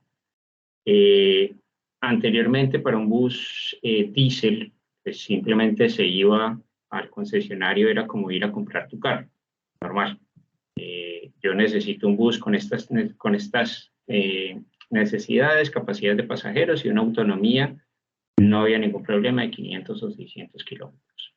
Aquí empieza el primer obstáculo, y es esta tecnología nueva da o hace la necesidad de tener una interacción con muchísimos otros actores. No solamente ya es el concesionario que va y compra. Necesitas involucrar a las empresas de energía. Necesitas involucrar al proveedor del vehículo eléctrico. Necesitas involucrar al que te va a financiar los vehículos porque son mucho más caros. Necesitas involucrar al que va a proveer la infraestructura para conectar todas estos vehículos. Y es ahí donde esta gestión de datos empieza a entrar en juego, a poder tratar de vincular todas estas nuevos actores en una sola plataforma o en un solo ecosistema que permita generar valor a esa transición, que permita seleccionar el tipo de vehículo que requieres, que necesitas, el tipo de vehículo o el tipo de batería que requieres. Si es una batería que se cargue en la noche, de carga lenta, si es un tipo de batería que permita carga rápida, y es ahí donde tienes que empezar a buscar todos esos actores, pero no solamente es buscarlos, sino integrarlos en un software que permita manejar toda esta información y toda esta gestión de datos. Creo que a partir de ahí es donde se puede empezar a buscar toda esa información y cómo poder lograrlo. Muchas gracias, Luis Alberto. Quiero aprovechar y preguntarte entonces, primero quisiera preguntarte a ti, Luis Javier, hice trampa, hice cambio, entonces todos digan, Fabiola está haciendo trampa. Me gustaría un poco entender realmente la gestión de datos, como gestión de datos, cómo aportan las ciudades inteligentes. En el simposio hemos hablado mucho acerca de la ciudad inteligente per se, pero pensemos en la gestión de datos para la toma de decisiones y toda esa traza. ¿Cómo lo ves tú? Bueno, ese es un tema, evidentemente es el objetivo del simposio, hablar la gestión de datos, hemos hablado de muchos temas. Yo pensaría que independientemente del objeto, por ejemplo, complementando la respuesta de Luis Alberto, el hecho de que estemos buscando cómo gestionar la flota de bus eléctrico, y quiero tomar ese ejemplo. La importancia es integrar toda la información que uno puede llegar a obtener desde la base, como también se presentó en la anterior charla, donde la base es la obtención de los datos, y la obtención de los datos, y quisiera amplificar lo que nos dijo Juan Carlos Vitas. Ajá, ok. De que la base de las cosas es obviamente genérica para cualquier área, no solo para la parte agrícola. Y quisiera también complementar el hecho de que desde ahí, desde el momento en que empieza a obtenerse los datos, empieza la gestión. Desde ahí empieza a integrarse, empezando por la calidad, empezando por algo que es vital, que es la ubicación, en la temporalidad. Cada dato tiene que tener una timestamp y un space stamp. Desde ese momento empieza la gestión del dato. Y a medida que tú vas subiendo a las diferentes capas, que me encantó la situación, vas subiendo ahí, componiendo esa información, esos datos en datos más complejos, datos que todavía tal vez no son información, pero se están agrupando para llegar a unas capas donde, previo al proceso que bien plantea en la capa quinta, que habla de la analítica de los datos, en ese momento esa analítica empieza los procesos. Y volviendo a tu presentación donde se habla de la tecnología, que estoy totalmente de acuerdo con Luis, la tecnología es lo de abajo, eso ahí está y hay que usarlo de acuerdo. Luego vienen los procesos y las personas, pero donde más tenemos que enfocarnos es en la persona.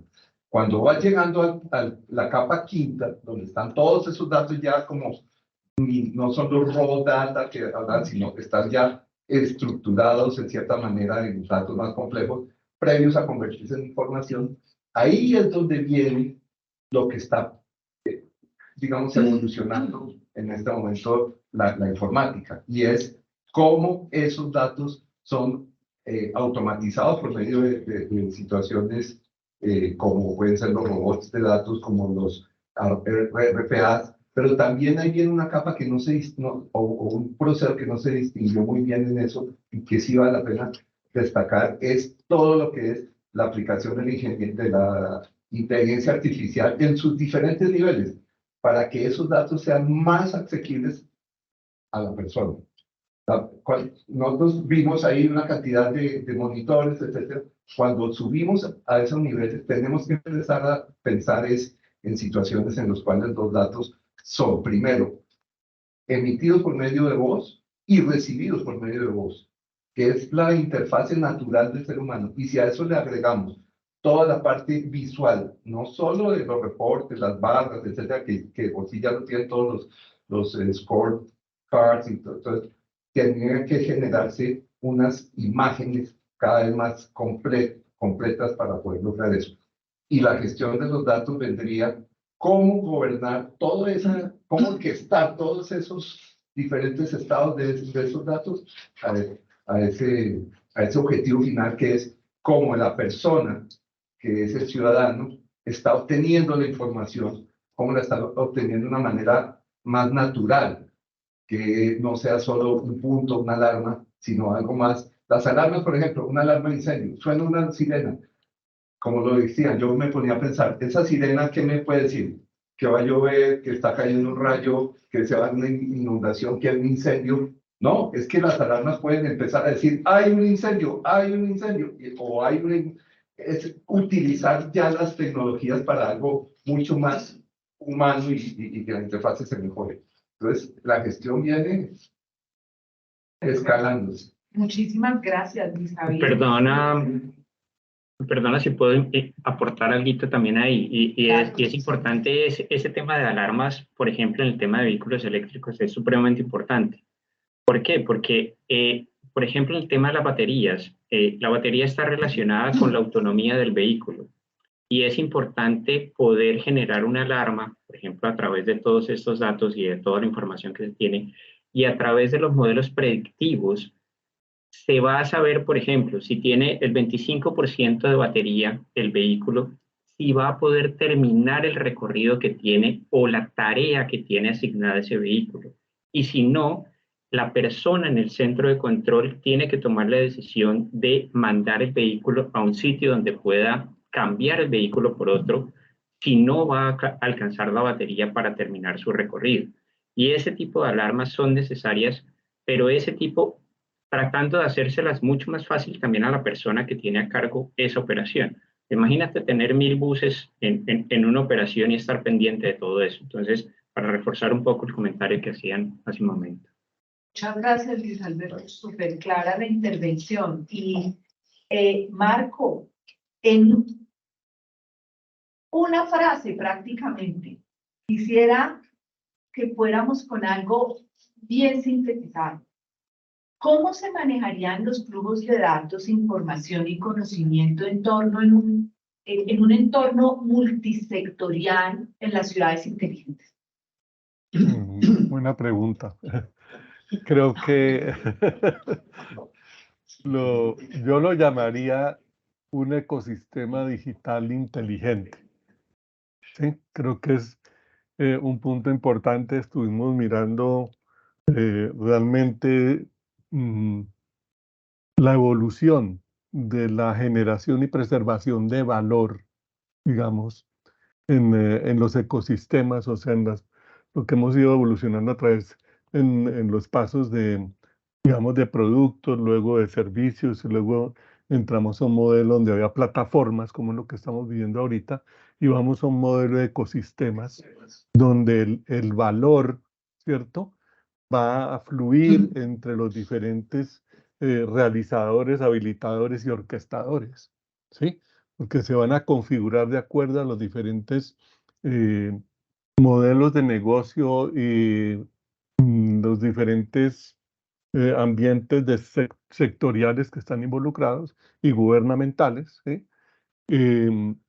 Nos plantea un modelo de evolución hacia un requerimiento colaborativo a nivel del ecosistema de datos, que yo lo ampliaría y diría datos, información, analítica, conocimiento, decisiones y valor, que son lo que ya empieza a fluir en un modelo de ese nivel, digamos, de complejidad. Muchas gracias, Marco. Y me hiciste caso, lo resumiste de una manera increíble. Muchas gracias, me gustó mucho.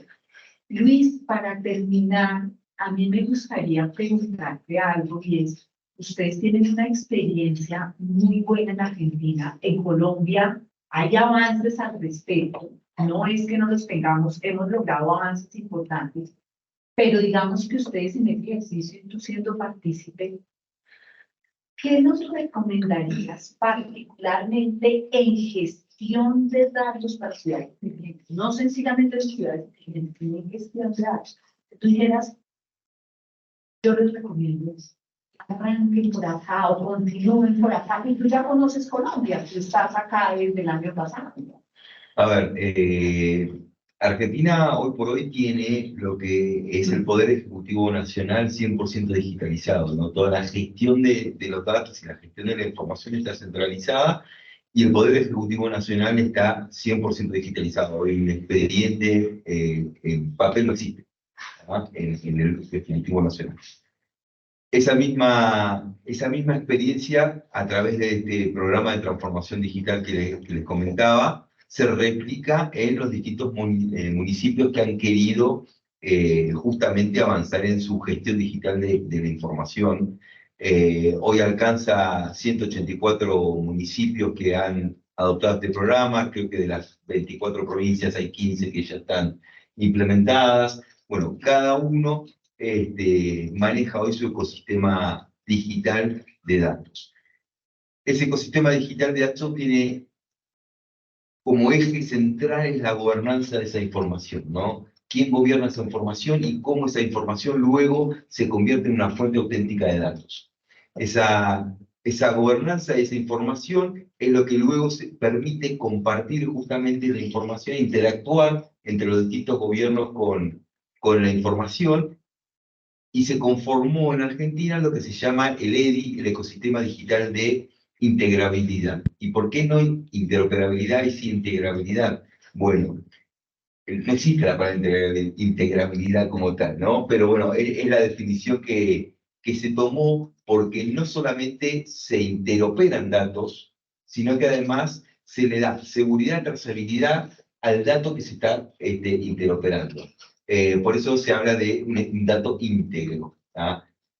Justamente este tipo de programas es lo que fortalece la gestión del dato en cada uno de los municipios.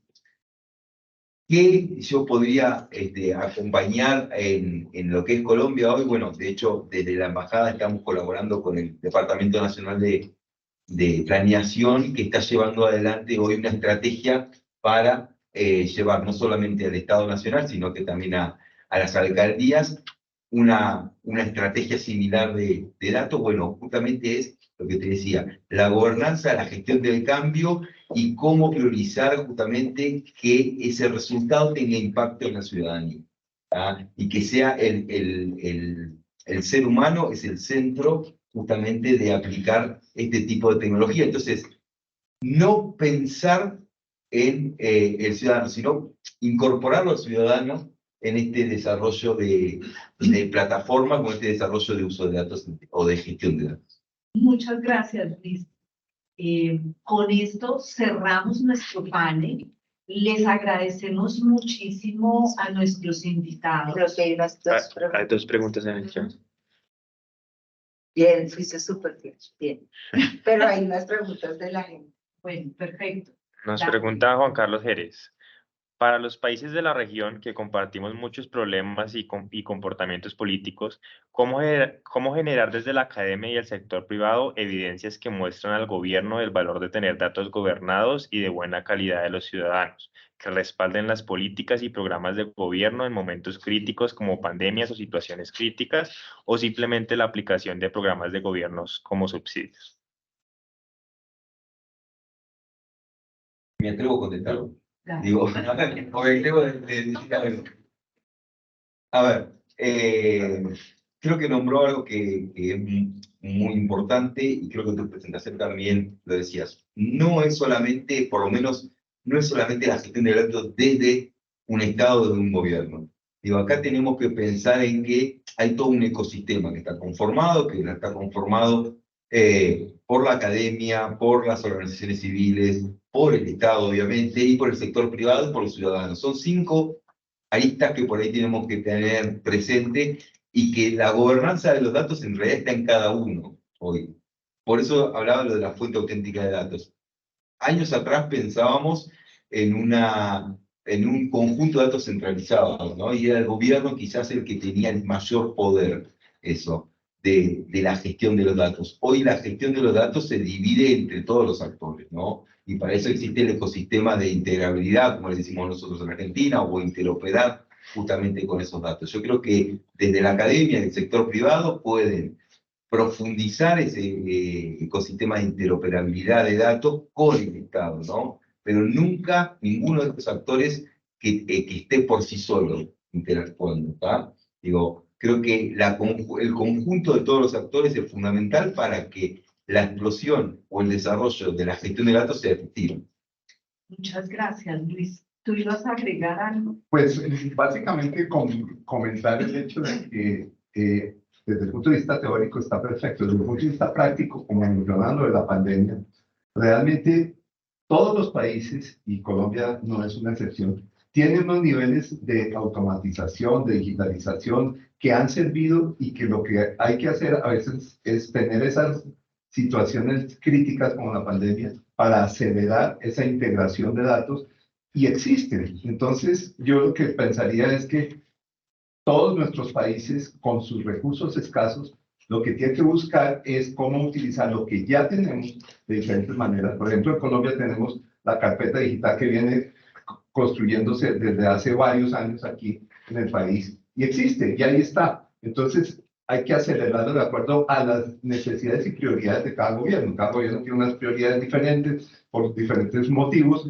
Ahí es que usarlos y ponerlos a funcionar como si tuviéramos una pandemia y utilizar eso que ya existe, porque, digamos, compararnos con, digo yo, con Estonia, que es el mejor país, el más adelantado, pues difícil. Esa teoría, pues, interesante, pero seamos prácticos. Aquí en los países latinoamericanos lo que tenemos que hacer es explotar lo que ya tenemos. Me permitís aportar ahí, justo, ya que es un conversatorio, vamos a aprovecharlo como un conversatorio. Justamente dijo dos cuestiones que son sumamente interesantes. Por un lado, el tema de la carpeta digital ciudadana. Cuando a Argentina nos piden la colaboración para esta estrategia, una de las primeras cuestiones que nos piden es, bueno, las herramientas que tiene Argentina, ¿no? Las que implementó Argentina. ¿Qué herramientas tecnológicas implementó Argentina? Volvemos a lo que decía al principio. La tecnología es lo último. Colombia tiene la carpeta digital ciudadana. Bueno, aprovechemos esa tecnología desarrollada y implementemos el programa de transformación digital, pero con esa tecnología. Digo, ya la tiene. ¿Para qué vamos a reinventar la rueda? ¿Para qué vamos a ir a buscar algo que ya está en otro lado? Por un lado eso. Y por el otro lado, bien lo marcó Estonia, ¿no? Nosotros siempre tenemos, los que nos dedicamos al proceso de transformación digital y todo eso, tenemos un faro que es Estonia. Pero también Estonia es un mito, ¿no? Digo, es una realidad, pero es un mito que podamos ser Estonia, ¿no? Convengamos que Estonia es un país que tiene ¿cuántos años de existencia?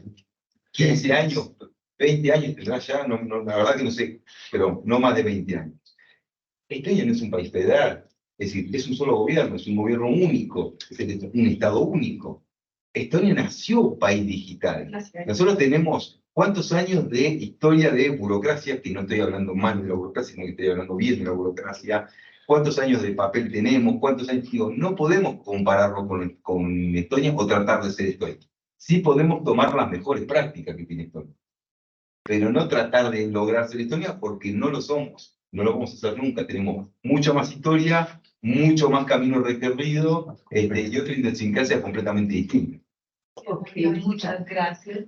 Y yo agregaría algo a esa respuesta y un poco algo que presentábamos en la conferencia preliminar que hacíamos, y es la propuesta de valor.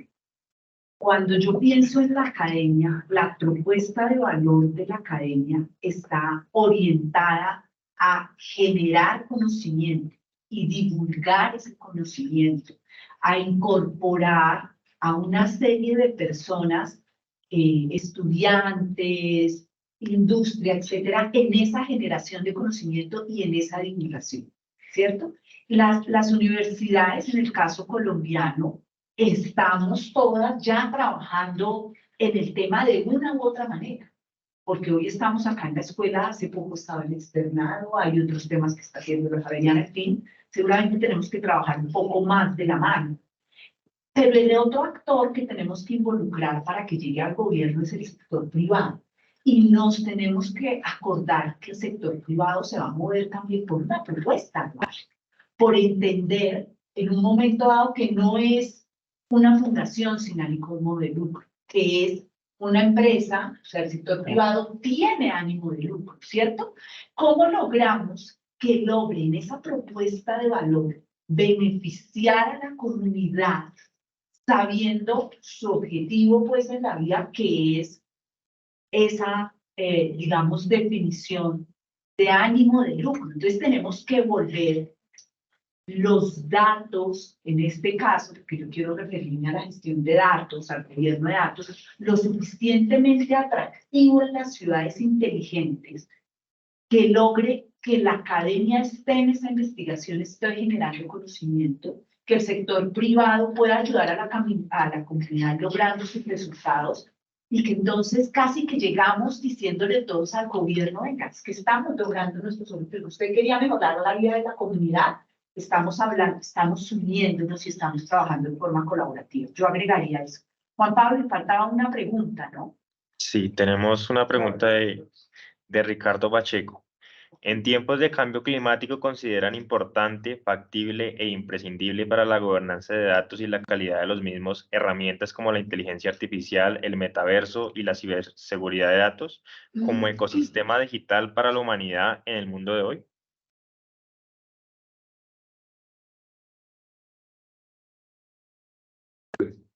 Mira, doy mi opinión al respecto. Ujú. Mira, el cambio climático es básicamente una medición de variables atmosféricas y de terreno. De por sí, ahí ya empieza una situación que debe manejarse de esa manera. Lo del metaverso, yo lo quitaría de ahí, porque eso es un poco futurista.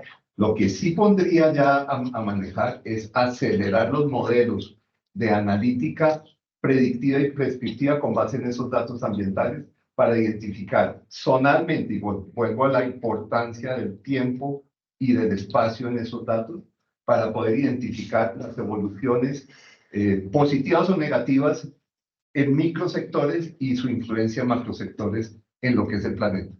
Yo me enfocaría ahí en que la inteligencia artificial, o por lo menos modelos de analítica descriptiva, predictiva y prescriptiva, disculpen la lengua, esos dos tipos de modelos y llegando a niveles de inteligencia artificial de largos modelos grandes de lenguaje, pudieran ayudar a identificar acciones concretas que estén ayudando o que estén perjudicando el cambio climático. Pero enfocarse muy rápidamente en eso, que esperar al metaverso y todas esas tecnologías, no, yo pienso que ya tenemos suficientes tecnologías para poder manejar eso. Muchas gracias, Luis Javier. Yo no sé si fue Marco o Luis Alberto que abrió el micrófono al principio cuando preguntaron. ¿No? Bueno, yo sí tenía un tema. Aquí el metaverso lo utilizamos. Acá sí. y concuerdo con que eso depende también de los territorios y de lo demás. Pero nosotros en la empresa sí utilizamos metaverso para hacer modelos y predicciones y los trabajamos con muchos clientes, tanto en transporte como en otras áreas, defensa, medicina y todo lo demás. Ese sí lo estamos utilizando, pero también es importante mencionar que esto consume y todas estas, la utilización de herramientas de inteligencias artificiales y metaverso, consume también un montón de energía y consume y emite un montón de CO2, ¿no? Entonces, también es como, a ver, cuando tú tienes, y perdón, mi especialidad son vehículos, y vuelvo al tema de vehículos eléctricos, ¿sí? Cuando pasas a un vehículo eléctrico, pero no tienes una matriz energética limpia, lo único que haces es trasladar las emisiones. Antes las tenías en la ciudad, ahora las vas a tener en las zonas rurales o en otros lados. Entonces, cuidado también con esto, la utilización de metaverso, la utilización de inteligencia artificial y todo, porque lo que haces es simplemente trasladarlas de sitio. Creo que... Yo terminaría la respuesta de esta... Nos apagar, nos van a echar. Yo terminaría la respuesta de esta pregunta un poco diciendo, nosotros cuando pensamos en las acciones que están tomando quienes saben de cambio climático, por ejemplo, están trabajando temas como la economía circular, como todo lo que tiene que ver con desperdicios, y qué más que aprovechar entonces los datos y las tecnologías para promover todo esto, ¿no? Si yo logro, por ejemplo, identificar todos esos elementos de la economía circular, los pongo disponibles y logro que la comunidad participe, estoy usando muy bien los datos. Nosotros, por ejemplo, ahora vemos que antes el usar, por ejemplo, ropa usada, pues era mal visto, por llamarlo de esa forma. Hoy en día hay muchas iniciativas que uno ve por Instagram de ropa usada, de nuevas iniciativas, pues usemos los datos para eso. Frenar el avance, yo creo que no podemos decir hoy, vamos a cerrar internet, ya botemos todos los celulares, devolvámonos, eso no va a suceder. Entonces tenemos es que aprovechar para ser muy cuidadosos y pensar definitivamente en la sostenibilidad. Usar los datos, la tecnología con este propósito. Y yo quiero cerrar, no sé si hay otra pregunta, pero quiero cerrar esto diciéndoles algo que siempre abordamos con los estudiantes en la universidad. Y es, uno empieza a decir, es que hay unos decisores por allá de cómo vamos a manejar la tecnología, los datos. Bueno, todos los que estamos en este simposio, estamos en un simposio de gestión de datos. ¿Cuál es nuestra responsabilidad, por ejemplo, en ese caso?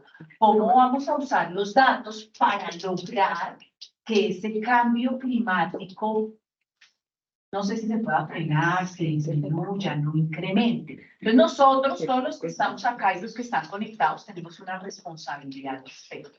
No sé si ya con eso ahora sí terminamos preguntas.